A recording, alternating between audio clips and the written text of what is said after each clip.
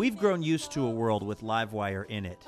But what if Livewire didn't exist? What if people were forced to listen to ambient office noises?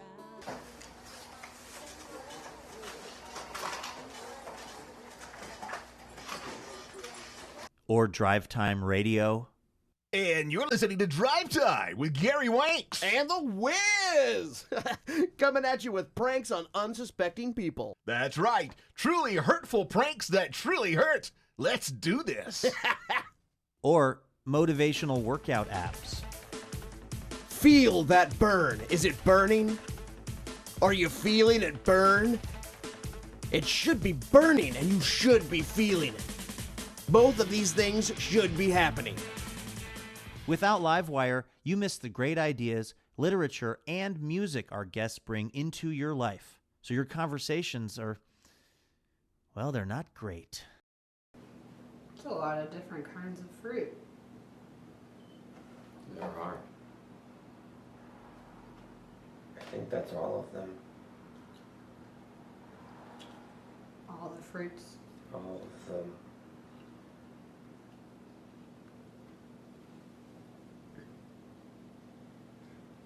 But if you come to a Livewire taping or listen to our show, it injects your life with the wit, wisdom, and compelling ideas that over 1,000 brilliant guests have brought to our stages over the years. Moments like these. When I was in my early 20s, I would wake up after a long night of drinking in a panic, right? With a bunch of questions like, oh my God, what happened last night? Why am I wearing fingernail polish? Whose blood is this? What did I do? Like, now I'm 30 years old, and now when I wake up after a long night of drinking, I wake up like, oh my God, I hope I didn't agree to go camping last night. I'm not a real doer. That's another reason I've never wanted to have kids. You have to say yes. You know what I mean? Yes to living. You got to do stuff if you're going to have kids if you do it right. I want to leave you with a character. I've been working on characters because you never know when Saturday Night Live will need more black men to play all the black women. So I am working on a bunch of characters. Of the shows you guys have done in the first year, do you have a favorite moment?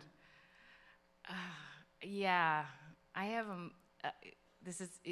I was interviewing the actress Ellen Burstyn, who is a beautiful woman, and I interviewed her in her apartment in New York, and there was a moment when I asked her about when she first realized that she was getting male attention for her looks, and I asked her if that made her feel powerful or if that made her feel scared, and she paused.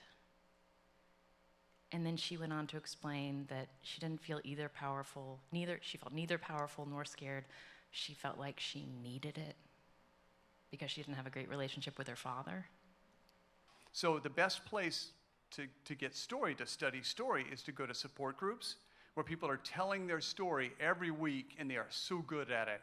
Or recovery groups where they're telling their story every week and they're so good at it. Or phone sex hotlines, which before the internet were a fantastic place because people had their story down pat.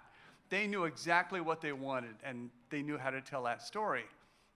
And so you go to these places where people tell the story and you study how good storytelling works. And that's all I do, is steal. But I was trying to think, what wouldn't Pink Dot deliver? If I called him up at 3 a.m. and I said, I need 1 bullet. Ooh, and a DiGiorno. Bring me a DiGiorno. I like the idea of it being delivered once. There was a time in my life in my early 20s where I set out to become a public radio sports reporter, which is like saying you're trying to become a sex blogger for the Mormon Church. I currently have this feeling that I have to deal with where it's like when I'm sober, I feel like I'm an apologist. I feel like I am a little less authentic. I feel like I am the guy that remembers how important it is to not be alone. And so that guy's motivated by fear. People who continue to still claim that your sexual orientation is a choice, they always talk about we chose to be gay, but as my husband has pointed out, apparently that meant they chose to be straight. Maybe they had been gay for a while and decided that didn't work and they should become straight. And you know it's bad in Portland. It's like in San Francisco where I used to live. It's bad there too. You know gentrification's bad when there's white people upset about it. You know what I'm saying? There's white people on Mississippi Street in Portland like, I've lived here for 2 years!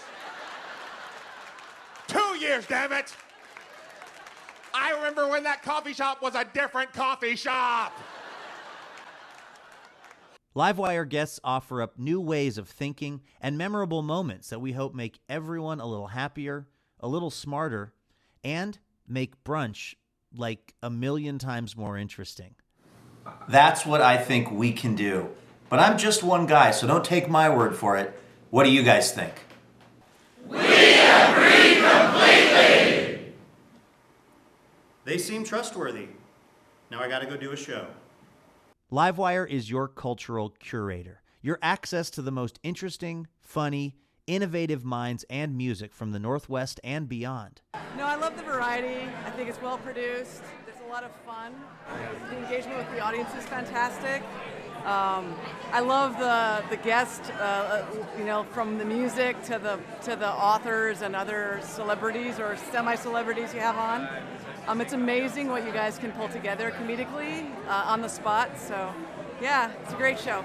Help us keep bringing great people to our stage and spread the greatness of the Northwest to over 65 stations nationwide.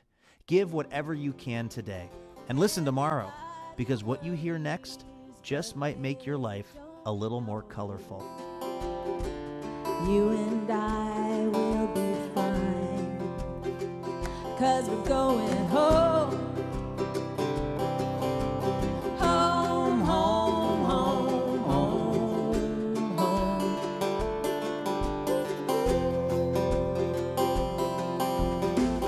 I'll tell you a story to pass the time about a man who rode the northern line. He went so fast he lost control of his family and his mind. But minds are hard to define, whether